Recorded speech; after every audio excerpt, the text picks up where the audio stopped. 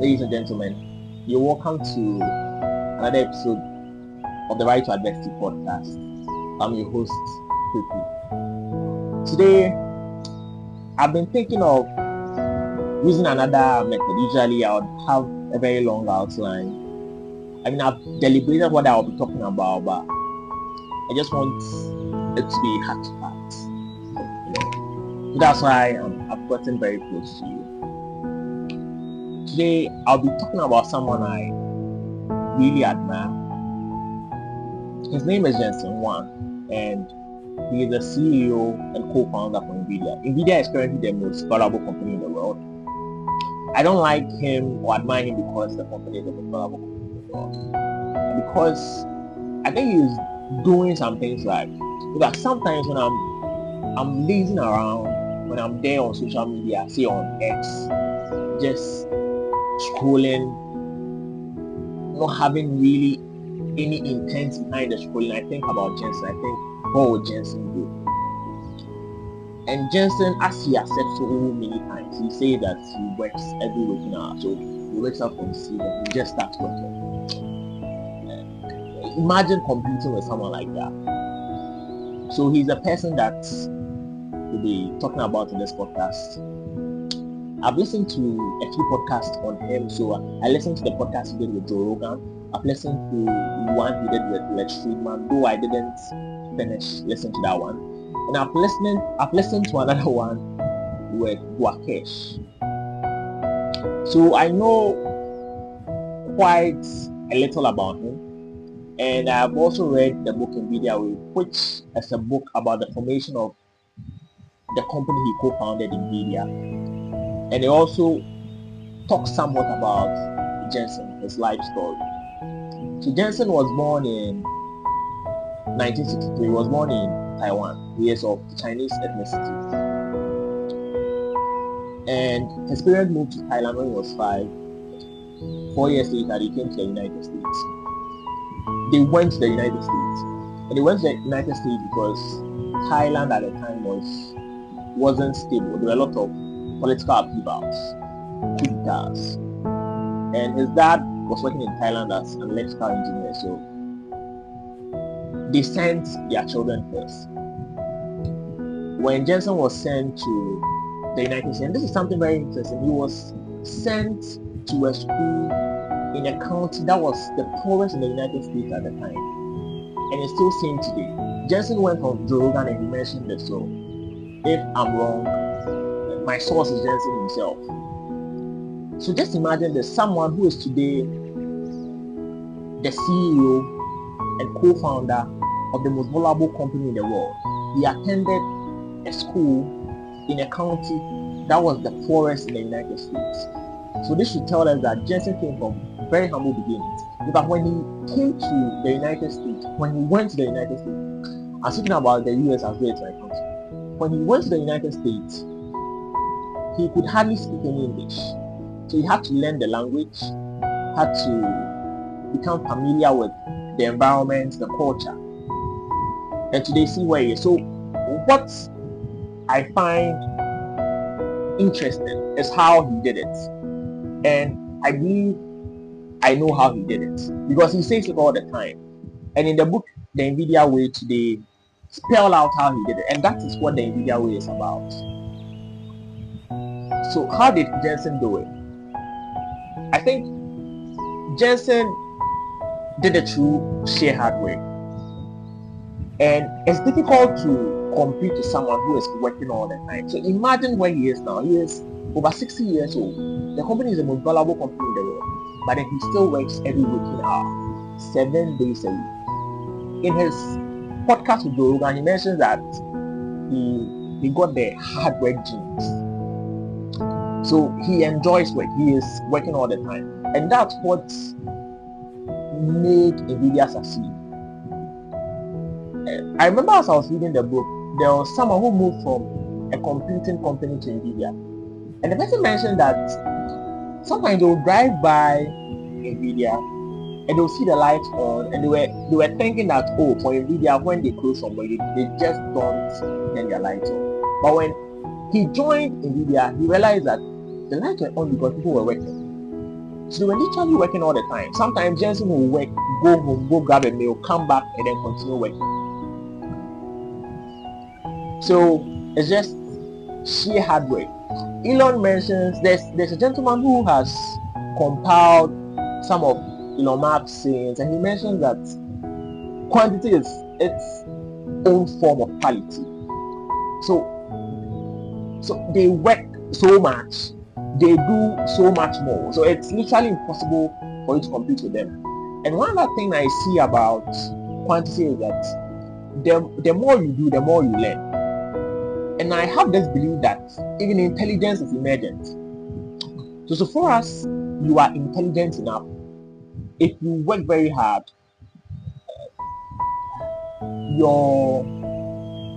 what's the right word to use? You would have great advantage. Okay?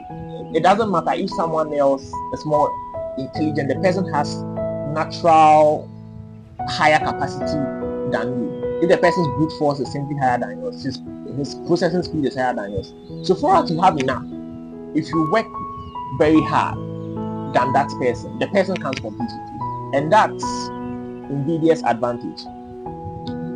As I was reading the book, I also saw the role chance plays in any success story, because there were a number of times that NVIDIA could have collapsed. A very specific example is when they started the company, the way that they were designing their chips was simply wrong, and the way they were rendering their graphics was wrong. So they had to learn. And the specific example I was talking about isn't even this. It wasn't even the fact that the way they were rendering their images was wrong. It's also in the fact that they had a contract with Sega. Sega was a Japanese, or I think they are still in production. Sega is a Japanese gaming company, and they had a contract with Sega to create, I believe, some chips for them to work for Sega. But in the end, they couldn't do it because, as I said, their way of doing things, their way of going about rendering images was simply wrong. So Jensen went to the CEO of Sega at the time and explained the situation to him. At the time, they had extended $5 million to NVIDIA. But Jensen mentioned that, see, we can't fulfill the contract. But again, we need the money. I mean, if you can't fulfill the contract, then you have to reimburse me, right? But then again, you need the money. So the man thought about it, and he decided to let the money stay with NVIDIA. Because Jensen had explained to him that if NVIDIA doesn't have access to that money, the company will collapse. And he also explained to the man that even as they have the money, there was no guarantee that the company will survive. But the man thought that Jensen was someone he liked. And Jensen mentions this in his podcast with Joe Rogan, that the man thought that Jensen was someone he liked, so he let the money stay with them. And it became hundreds of millions of dollars when NVIDIA IPO'd, or they went public.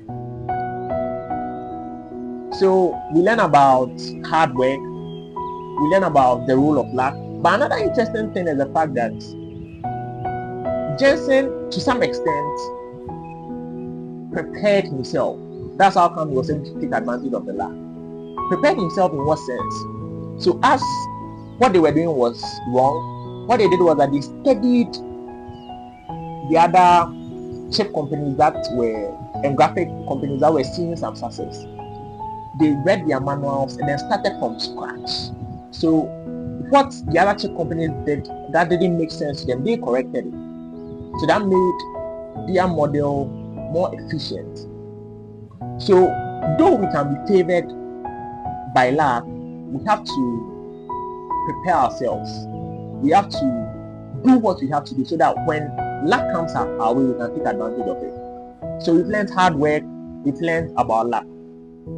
Another thing I see about Jensen that I like is the fact that he has a system that generates a lot of ideas. And I believe that's something that when we all use, it will help us.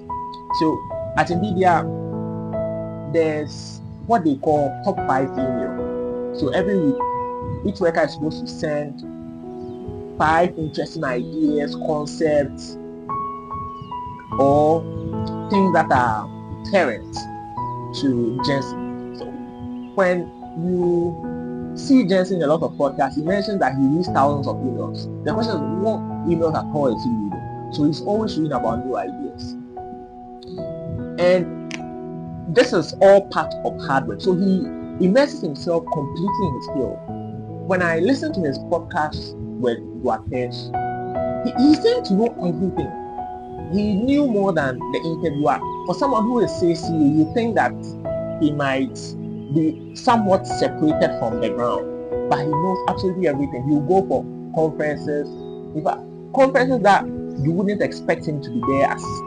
Given his teacher, he would be there because he wants to know more. He wants to do an absolutely great job. And as he said in an interview with 60 Minutes, he says that it takes a lot to do extraordinary things. So he would work hard. By sheer hard work, he would outcompete everyone. So we've mentioned the idea machine. Another thing that I love about Jensen is his management structure. So he has a very flat organization.